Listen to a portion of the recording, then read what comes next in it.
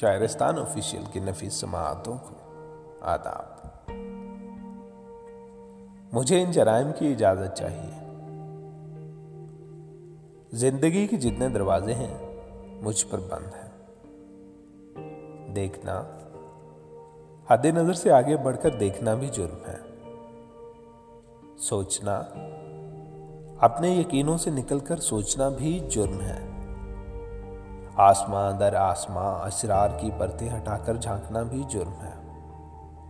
क्यों भी कहना जुर्म है, कैसे भी कहना जुर्म है।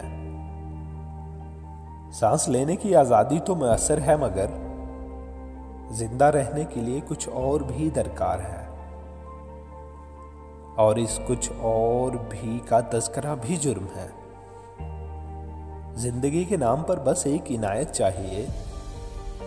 मुझे इन जराइम की इजाज़त चाहिए। मुझे इन सारे जराइम की इजाज़त चाहिए।